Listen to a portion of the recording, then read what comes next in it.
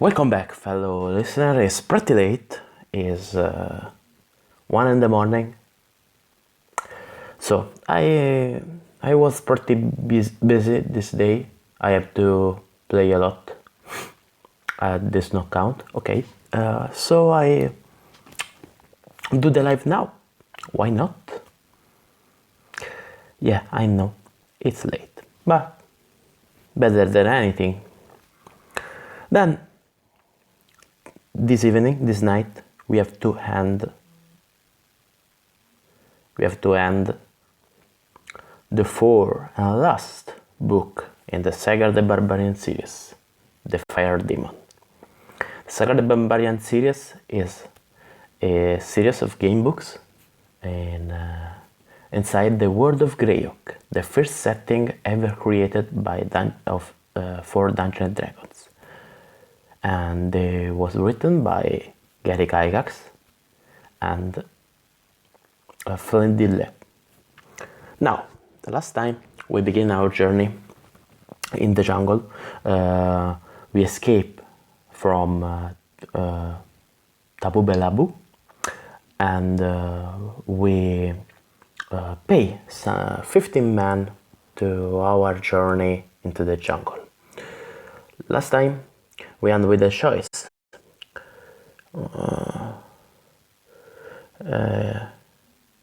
We can go through the jungle, or we can pass through the Ragnar Pass. But I prefer the jungle, even if it's dangerous. Wait a second, No. Why? My cell phone is crazy. I don't understand.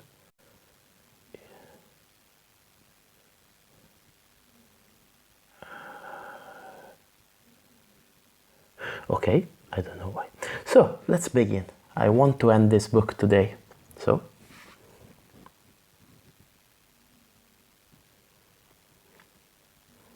take my status. Okay, here we are.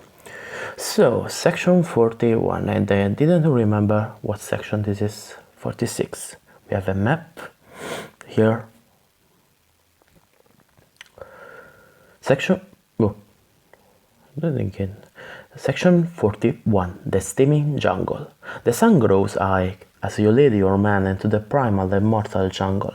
Stepping along a muddy path, you are beset by the disturbing feeling that you are being watched by hungry eyes. Whose eyes you do not know, for the hushed, fertile jungle is nature's keeper of secrets. Anything could lurk behind any dense bush in the vast, steaming cauldron of gloom. Hours into the jungle, the oppressive heat beating down on your man, you come upon another fork in the path. The southeast fork leads you into Wooga country. The southwest fork leads you toward the Gygax. I think it pronounced Gygax or Gygax, I don't know. So I go with the second because it's nearer for the section, only 52 instead of 58. So I'll go with that. The black heart of the jungle. The further you go into the jungle, the more dense the flora gets. In places there is no path at all, and your men hack the exotic plants and trees with machetes. By late afternoon, you spot several abandoned huts in clearing. They look like Gygax huts, Urutu informs you. Something must have driven them off. Surveying the scene, you are struck by the hush that has come over the jungle. It is deathly silent, except for a low hiss. Your men back into a circle, their hands on their weapons. Time passes, red engulfs you. To the south, you hear the rustling of bushes and an odd flicking sound. More time passes, and your men begin to mutter to themselves in a tone that smacks of mutiny. You must never let them question your courage. You may either lead your men southeast or investigate the strange noise section. Sorry, I have to close the door. And I have a cat.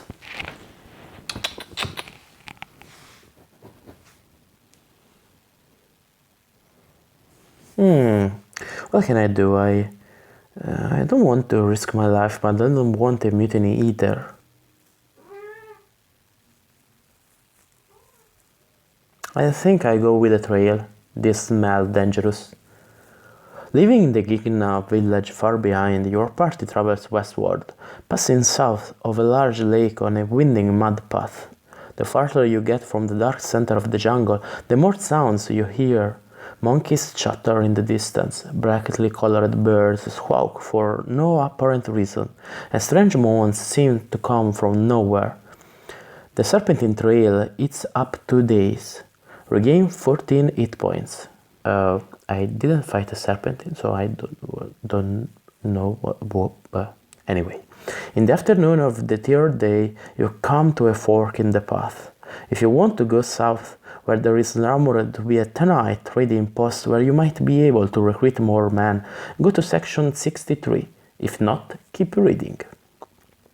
After trekking down a long, winding trail, you and your men enter the near total darkness of the jungle.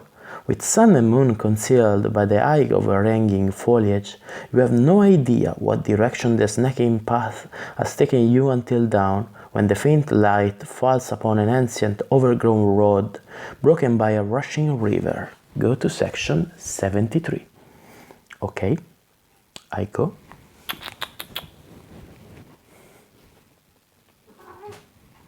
Hi, this is my cat, and he wants some. Don't play with. Meglio.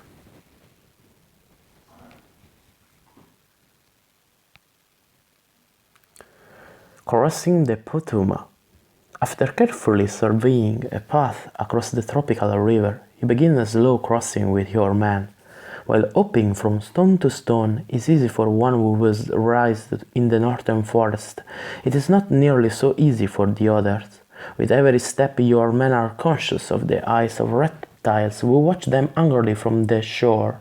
Reaching the other side, you watch helplessly as a clumsy Phyrexian in your party slims from its limb-covered rock into the water.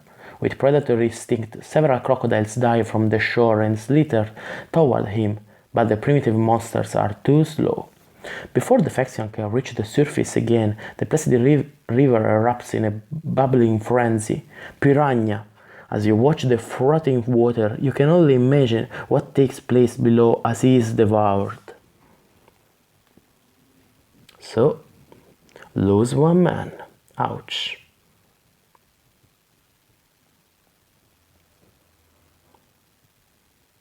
Only 14 remains.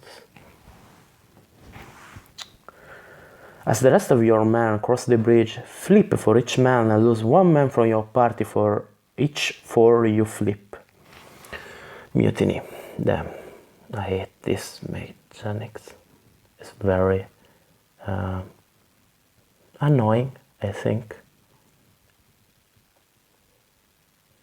Annoying is a right word. Well, I have to take my die, but okay, here are my die. So I have to roll 14 times. Oops, this is it.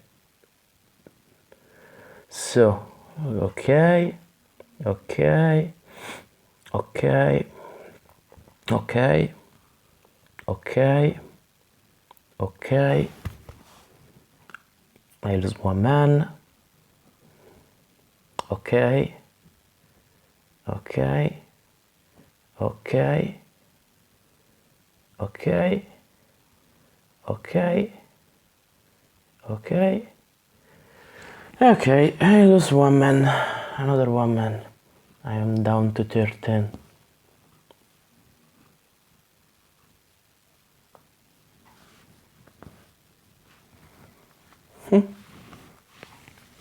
Yep.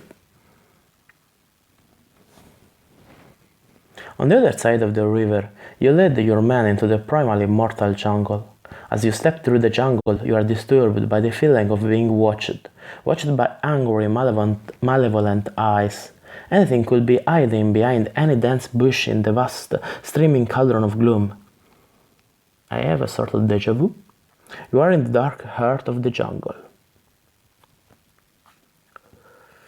Near nightfall, as the sun drops behind the dense horizon, you hear a soft buzzing to the east. As you walk farther southward, the buzzing grows louder and comes from every side. First you see one, then another, and you are shocked by their size. These are great bees, each of which is nearly a foot long, with a stinger nearly the size of a dagger. For several minutes, they circle around your man, and finally in a vicious swarm they dive on your party. As they do, you spot one which is larger than the rest. It is the queen. As leaders have a tendency to recognize each other, the queen dives toward you. You are about to fight a horrendous battle with the creatures. Tally the number of men you have before the battle begins. The battle is fought on consecutive rounds. Roll for the attack as 19 bees attack your man. Flip for each bees. The bees kill your man with a flip of 4. Each successful kill by a bee also kills the bee itself. Your survivor counterattack. Flip for each surviving man in your party. You may kill a bee with flips of 3 or 4. Deduct the number of bees killed. Then, do one round of combat between you and the queen bee. All combat ends when either you or the queen bee is dead. Group combat ends when either your man or the bees have wiped out each other. If all of your men are killed, you may attempt to flee. Okay? So, a long fight awaits us.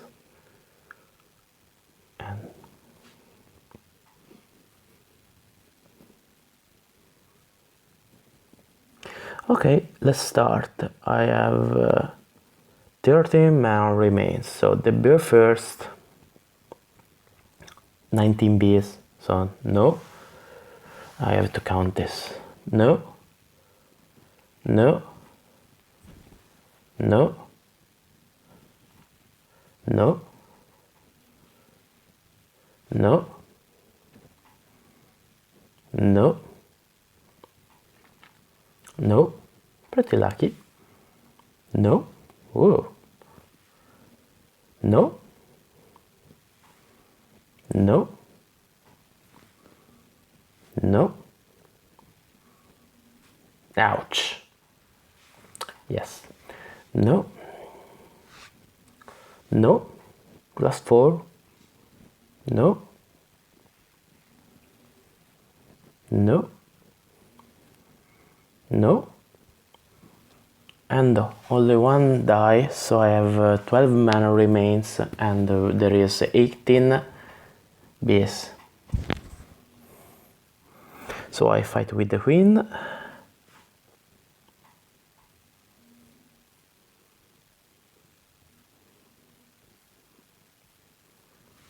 So I attack first, and I do 4 damage to the queen bee. He go down to 9. He respond, and he do 3 damage to me. Pretty strong, this queen bee. Level 5. Damn. So I'm 17 hit points, and 17 to 9. So return to, the man. Sorry, I forgot for my mans. 12 remains. So 1 kill, 2 kill, miss, 3 kill, 4 kill, 5 kills, 6 kills, nope, 7 kills, 8 kills, 9 kills, and nope, 9. So 19, 9. Only 9 bees remains, and the queen bee.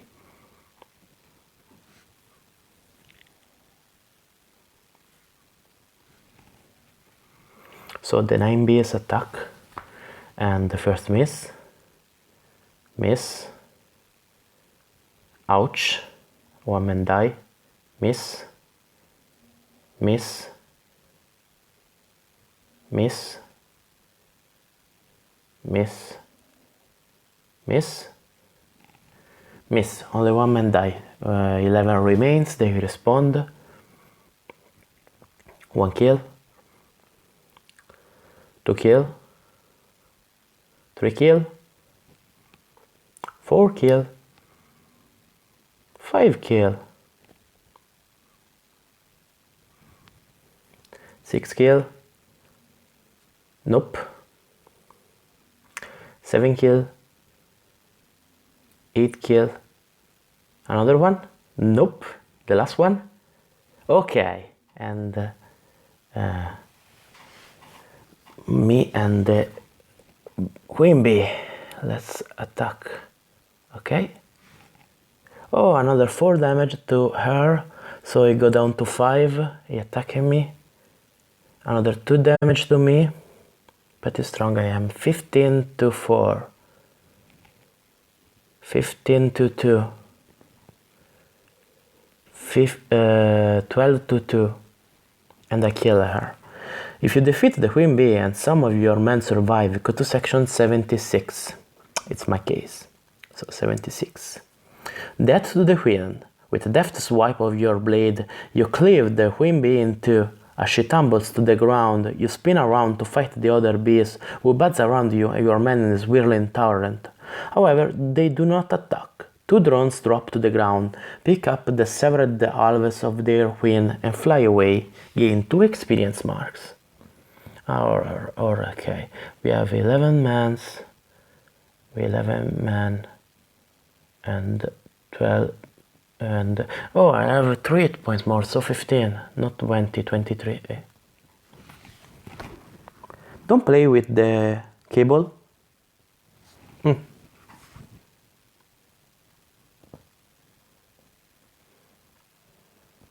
Sorry, 17. My max hit points are not 20. I remember. I don't remember well, so I have 17, not 12. So, to experience mark, I go up to 111. I don't know what I can do with this, so why not? In moments, the jungle erupts with an unnerving buzz. Bees swarm up from the west and circle around in a frenzied cyclone. It is called the Dance of Death, your route informs you. Upon the death of their queen, they will leave their hive, then their princesses battle for queenship. As quickly as they had arisen from nowhere, they vanish to the east, and the jungle is again silent. Follow me to the hive, Urutu says. The honey will heal your wounds. Not far into the jungle, you come upon this 50-foot-tall remnants of the beehive. Approaching it warily, you discover that it is abandoned, and drink heartily of the honey inside. Regain all hit points. You fill an urn with honey. You may drink this honey at any time to return yourself to full hit points. So, a cure potions. Useful.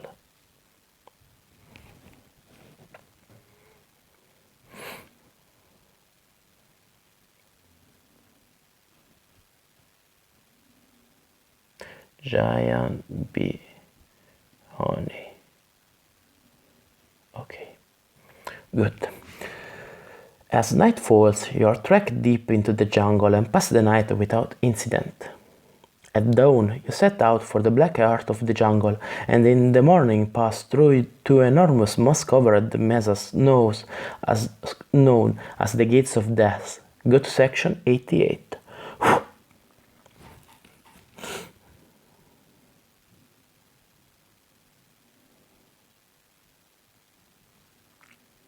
88. The Immortal Jungle.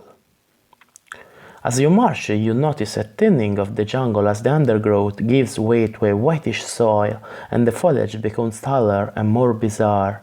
Finally, you reach a blending white plain covered with enormous flowers, with tall stalks and red heads. We have reached the salt marsh, one of your men says. Kneeling down, you realize that the soil is in fact salt. Suddenly, you hear a sharp cry from one of your men and look up to see him carried skyward in the jagged mouth of one of the plants. Lose 1 man from your party. I'm down to 10. Looking up, you are stunned to see another plant, jaws open, diving toward you. Get out of here, man! You shout, dodging away from the plant. Flip 5 times and lose 1 man for each 2, 3 or 4 that you flip. If you have no man left, go to section 96. Regrouping your man in a clearing from the many thinning plants, you find another path. Go to section 91. Okay, I have another flip or die. 5 times. It's damn hard, this damn fights.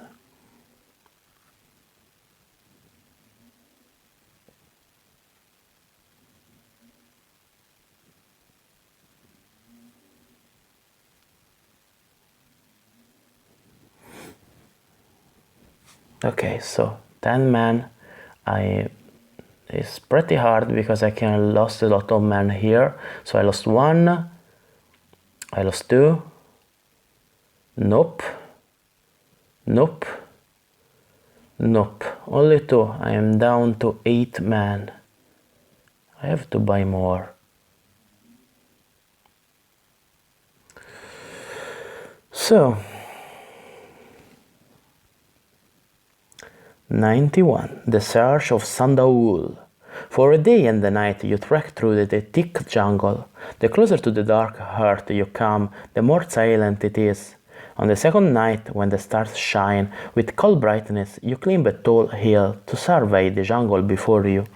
At first you think you are seeing fantastic rock formations, mesas and buttes twisted into towering chimerical shapes by elemental forces, then carved into further shapes like phantasmagoric art by wind and rain. But as your eyes adjust and become more discerning, you realize that it is indeed a city. What you first thought to be a rock slowly emerges as colossal towers overgrown with vines, mighty ziggurats with trees growing on their tops, huge temples looped with vines and lianas, and other smaller buildings overgrown with prolific plant life. Foliage conceals everything, even the towering minarets whose octagonal sides slope upward to weirdly distorted domes 100 and more feet above you. As you look down with your new perspective, you mentally try to map the great city. It is clear that all is still surrounded by a great wall, which is overgrown and crooked in places. Too much of it can still be seen beneath its garment of vivid vegetation. How feels your soul as you wonder who or what constructed this grand place? What fate befell them? You cannot guess, and may never know, for the shrouded silence of death surrounds the city just as the great vines struggle to conceal it. Your men stare silently at the sight, each one lost in his own speculations. A hideous scream slashes through the air. Wheeling around, drawing your sword, you see that an army of zombies has crept silently and stealthily around your men. It is not the zombie who turned your heart to fire, however, but another, different figure who fills you with terror. In the cold moonlight, you spy Sagard the First. He is a hideous mix of different traits: the head of a Vanyan, the feet of a Giptic, the glowing red eyes of a Vulzar, the hands of a woman, and the torso of a evilly masked Tenite. Seeing you, he chants an incantation in a language spoken only in the deepest pits of the underworld. Slowly, a demon-shaped flame grows before you. You are about to engage in the most important battle of your life. The battle is fought in consecutive rounds between your men and the zombies, and then between you and Ashad the First. You hope to destroy the demon by killing his host in the world. Your men attack. Count the number of your men and flip for each one. They kill zombies with flips of 3 or 4. There are 45 zombies. Zombies kill your men with flips of 4. If either your men or the zombies are wiped out, finish the individual battle with Ashad the First. You fight Ashad the First and his growing fire demon. See rules below. Repeat process. As you fight Ashad the First, the fire demon grows enraged. As he is not fully summoned, his fighting will be erratic. At the beginning of each turn, you must flip to see if the fire demon will fight. You will only fight when you flip a 4. If you flip a 4, flip again. If you flip a 1, he hits the Ashad the First. If you flip a 2 or 3, he hits you. And if you flip a 4, he hits both of you.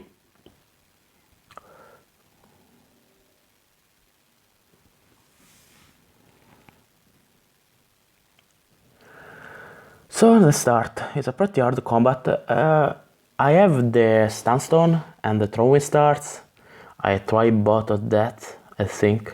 I have also the Fire Dark Kills, but I have a roll 45 dice now, so first the 9, okay, 1 kill, the 8, sorry, 2 kill, 3 kill, 4 kill, 5 kill, good man, 6 kill, 7 kill, 8 kill. So from 45 to 30 and 8, a lot of rolling today.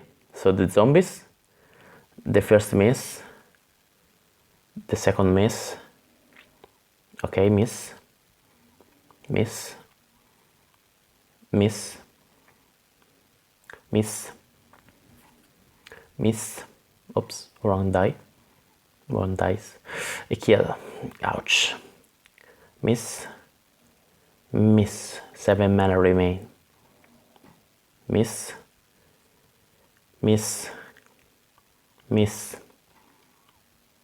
now the kill, 6 mana remains, miss,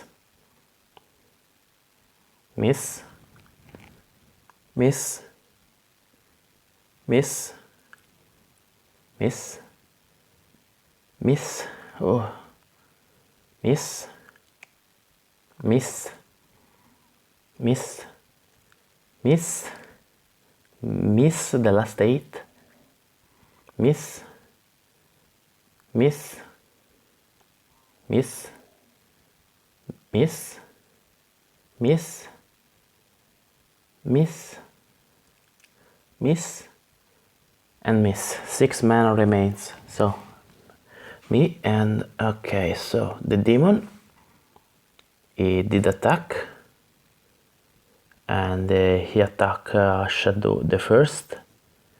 I don't know, ouch, he do a lot of damage, really a lot of damage.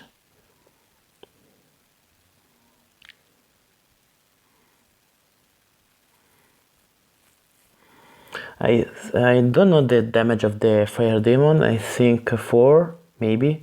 So I am at 25 and Ashad is 18. So I use the stone. So I have 2 free attack and I do 4 damage and 2. So 6 damage at all.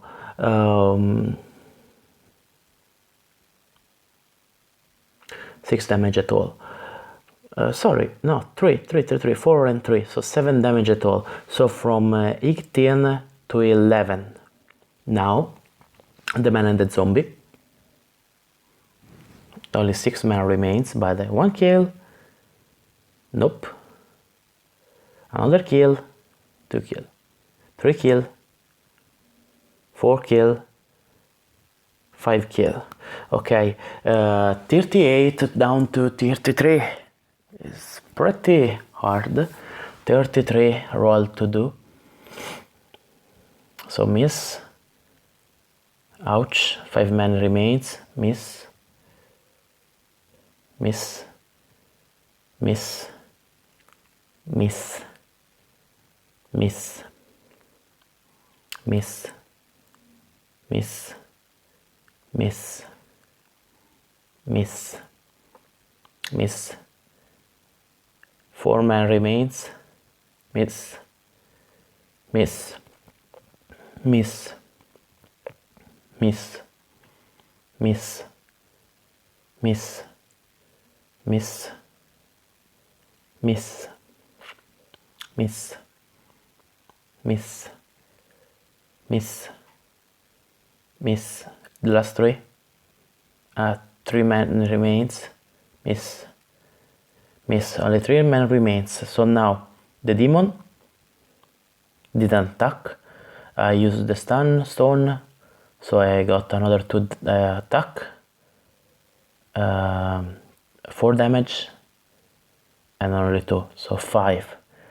Is down to 11.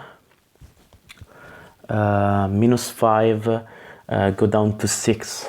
He respond and he do to me 4 damage. So 21 to 6.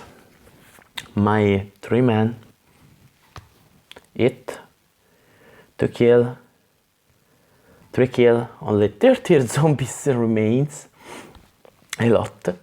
So if they do 4-4, miss, miss, miss, miss, miss. Not so much for today. Miss, lucky, miss, miss, miss. Ouch. 2 men remains.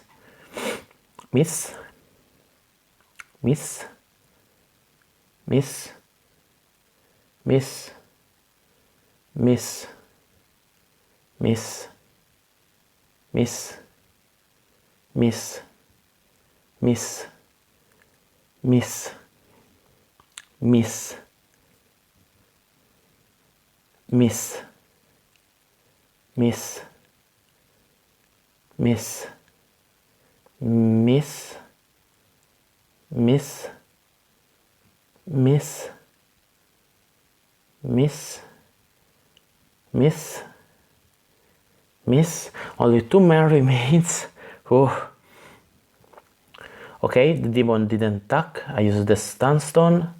Okay, it didn't shatter, and I do 3 damage and another 3 damage, 6 at all. So I kill Ashad the first.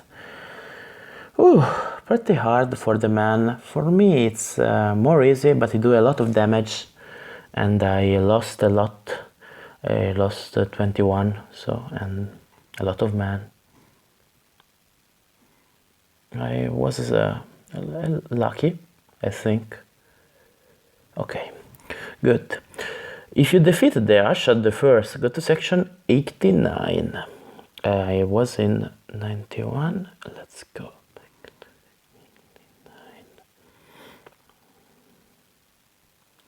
Defeating the Ashad the First. That's swarming about you. You grab Ashad the First dagger and stab him. He lets out a scream, which rings out through the jungle, then dies. A terrible glow surrounds his body, and you step back in horror. Smoke pours from his eyes, nose and ears. He burns from the inside. Finally, when the evil within him is consumed, the outer shell of his body bursts into flame, like parchment, and he is gone. His master destroyed, the smoke demon silently shrink to a small candle flame, and finally extinguish. Gain 4 experience mark. I have 115. You now hold Ashad the First magic dagger. It will do 6 points of damage in the first combat round you use it. 5 points the next time, then 4, 3, 2, 1, and finally this is useless. So Ashad dagger.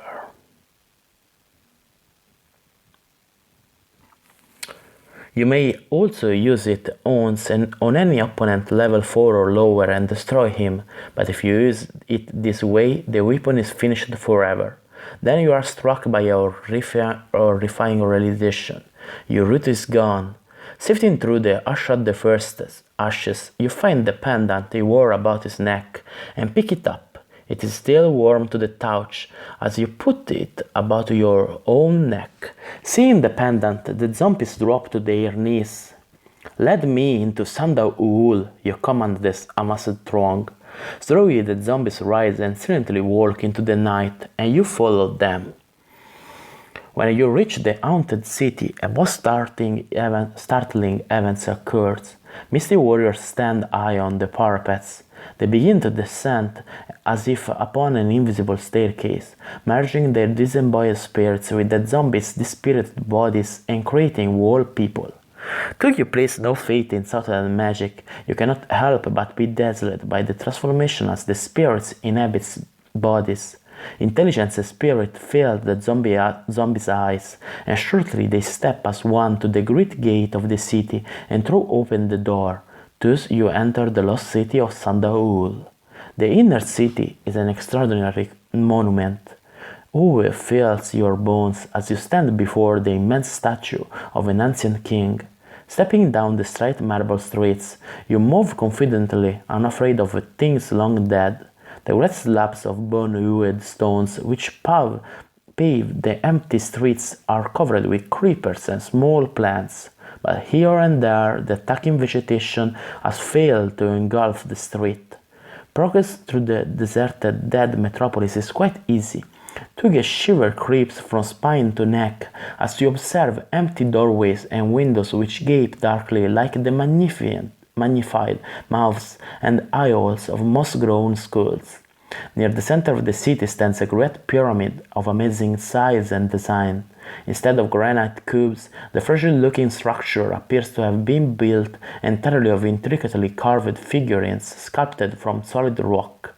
The base is supported by elephants, and on their shoulders stand lions, upon which stand monkeys, and so on with lizards and birds, and finally at the apex there stands the statue of a man. Though probably the work of a twisted megalomaniac, Sandaul fills you with awe. By design, it appears Gandanese or Chardanese, but how or why would those people have crossed half the world to build it? Slowly the sun begins to rise over the great city.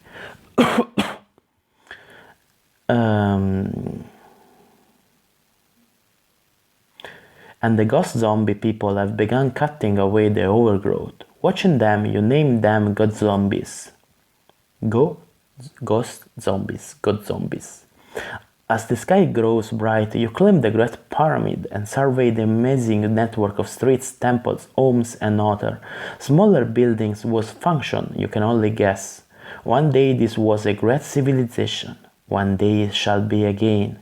Your name shall go down in its history as its new first king after millennia of deadly slumber. Go to section 22. I am a king now? Okay, good. Better than nothing, I think. 22.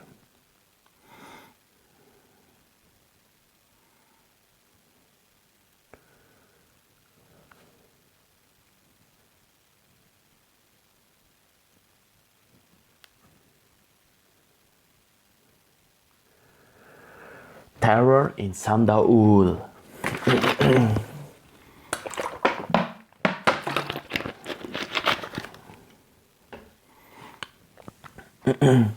After defeating Ashad I and uniting the spiritless zombies with the ghosts of Sandaul, you become the first potentate of the lost city in centuries. Though most men aspire to kinship, you are not most men. You are a barbarian, and the life of a civilized dandy filled with pomp and perfumes is worse torture than any enemy could have created for you, and you are filled with loneliness. For Urutu, your only true friend in the jungle, cannot share the throne with you. Fortunately, adventures seem to seek you out.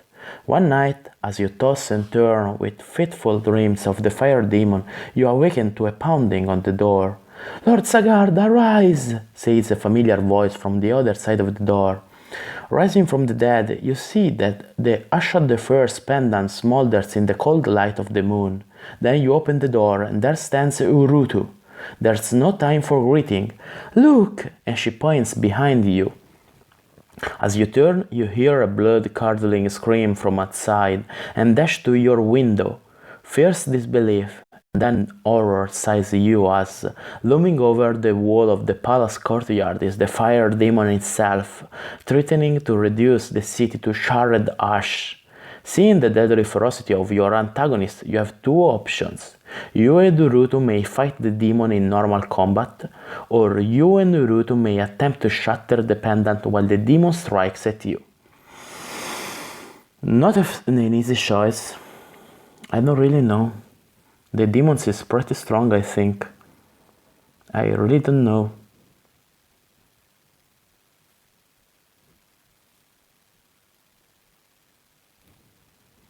I regenerate all 8 points, I think. Okay, good. The Fire Demon, I think, is pretty strong. He do a lot of damage for me.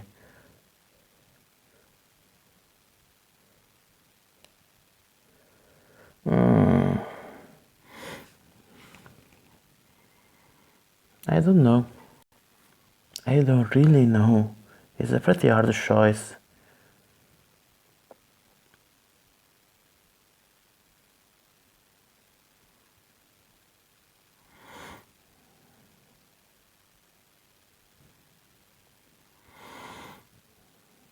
I don't really know.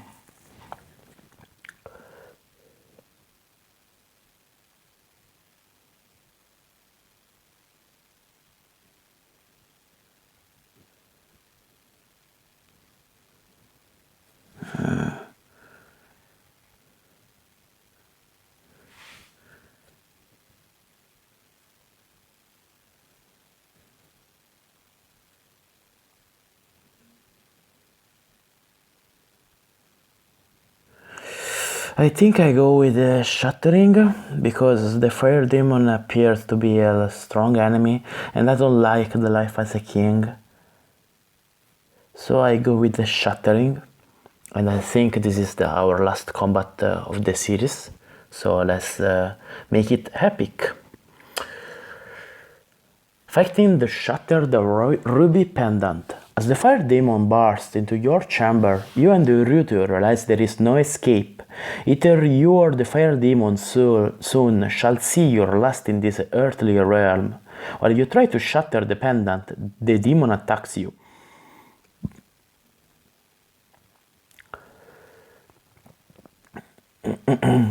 The demon strikes first. In this order, the first round he attacks Urutu.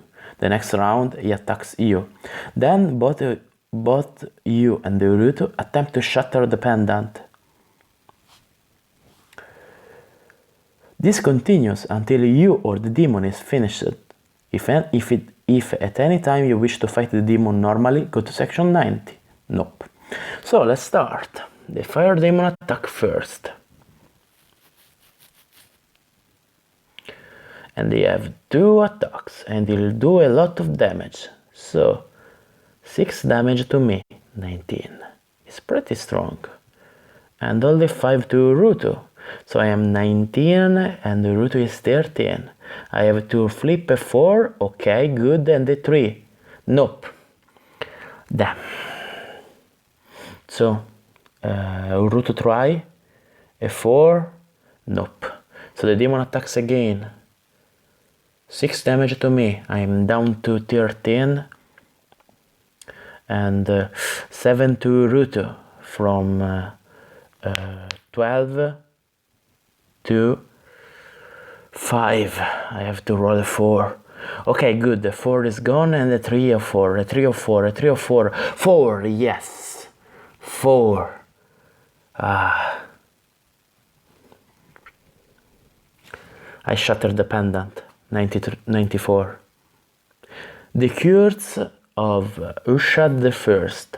As the sweat and blood course down your body, you tend the wounds to the wounds of both yourself and Urutu. Gain 8 experience marks. 123. Okay. Sagard, I fear you were not cut out to be a king, Urutu says. You let out half a smile acknowledging the truth, and Urutu continues, her beautiful eyes flashing in the moonlight. Will you journey south with me? She goes on, a crown awaits me in the Mumbodo Empire. I am a princess, soon to become a queen. Queen? And who is your king? I have none. My empire is a monarchy. Women rule. That is why we live in peace. Peace, you mutter. Bah, nevertheless, I will accompany you gladly, my friend. You reply, as long as the crown is bound for your head and not mine. A pox on the life of a monarch. But if that is the curse you desire, with that you grab your belongings, including the crown jewels of Sandaul. Add 5,750 gold pieces to your status charts. Okay, wait a second. 5,000, 8,000, 9,000, 9,064. Good. Well, this is the last adventure, so I don't know what these gold pieces. Well, anyway, and you and your route jaunt off to the south to claim a new empire. And this is the end. Good. Only pretty fast. I didn't expect it. But it's a short book, so okay, no problem. Well, there isn't a sequel, so the status, all the gold pieces, all the equipment are useless. But anyway, this is the last of the book of Sagard the Barbarian, and we end it. So next time, or Monday, I think, we begin another book. And now this is an interesting book, the first of the Grey Oak Adventures series, the first of Gord the Thief, one of the famous characters of Gary Gygax. So, next time we begin the saga of Old City. But for today is all. Now I have to go. Now I have to go bed. Now I go to sleep. And so I say to you, have a nice night. Good night, people. We see you tomorrow with the video games, and Monday with Gord the Thief and the Grey Oak Adventures. Good night. Bye.